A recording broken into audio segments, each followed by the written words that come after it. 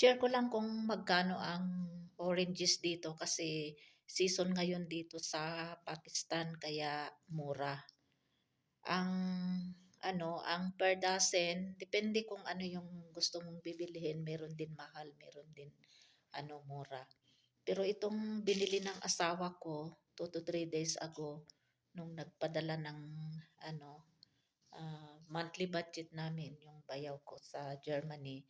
So, bumili din siya ng mga gulay, tapos may isda din, mga, ano ba yun, yung dalawang chicken na tig, 2 kilograms, tapos may isda din, and then free na, ulo ng isda. Hindi ko pa ngayon naluto kasi, ang una kong niluto yung mga gulay, yung mga dahon-dahon para hindi masira.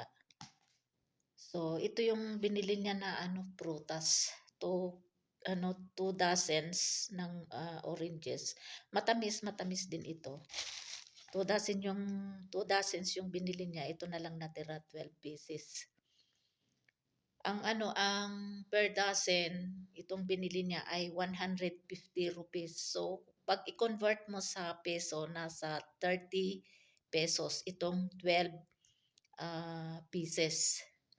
So, bali 300 rupees itong 2 dozens. So, 60 pesos itong 2 dozens. Pero, ewan ko lang dyan sa Pilipinas or in other countries like in Bangladesh, in India, or another countries. Ewan ko kung magkano ang dyan, ang oranges. By piraso. Pero alam ko dyan sa Pilipinas, mahal ang isang piraso nito. Kaya comment kayo kung magkano ang isang piraso nitong orange sa Pilipinas. Kasi dito mura lang At saka hindi ka pwede bibili dito ng isang piraso. By by dozens. Isang dosina gusto mo, 2 dosina, o kaya yung meron ding yung na nakalagay sa karton, yung nakapete, yung nilagay sa sa parang ah, yung kahoy, yun, yun, mas makamura ka doon pag yun ang binili mo. Pero, tama na itong binili ni Lakay na 12 dozens kasi naman, hindi naman maubos na isang araw lang. 3 days ago na yata itong binili. So, kaya kakainin na lang. Kaya lang pag ngayon kakakain, malamig. Kaya ang ginagawa ko nito ay pinapainit ko sa sa yung steel ba na plate, tapos kasi malamig pag kinain mo lalo ngayon winter. Tapos nilalagyan ko ng ng asin, winibisikan ko ng asin para masarap-sarap. Pwede naman hindi mo wisikan ng asin, pero ako winibisikan ko talaga pag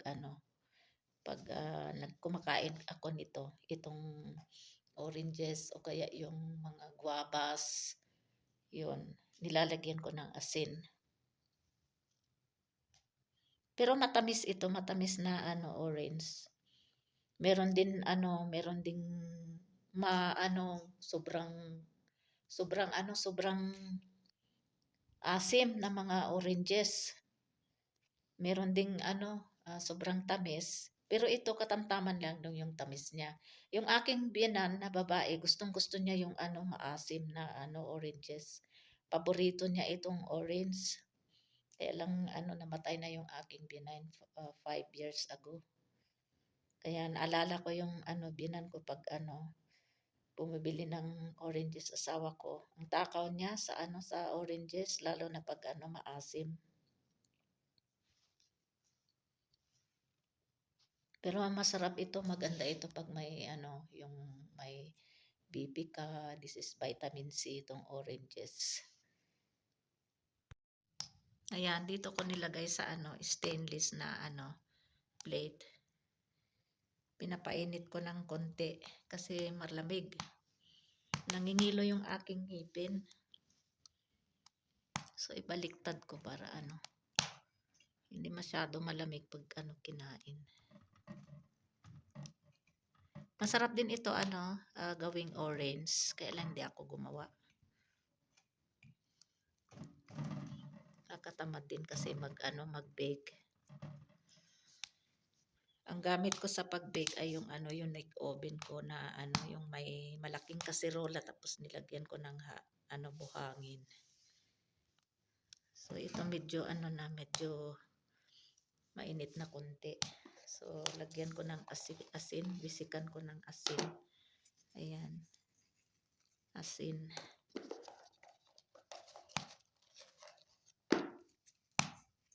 Ayan, kain tayo ng orange. Ayan. Bismillah, wala barakatullah.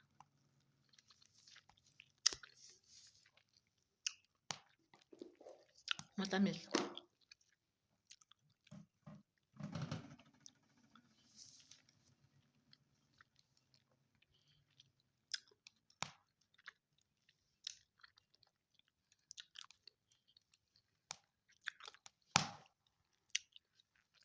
Ito yung seeds ng ano, isang ano.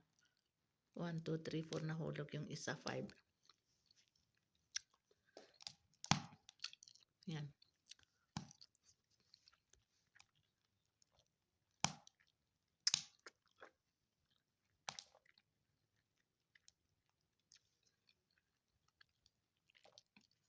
Merong dalawa, merong tatlo, may 4. Dalawa lang ito.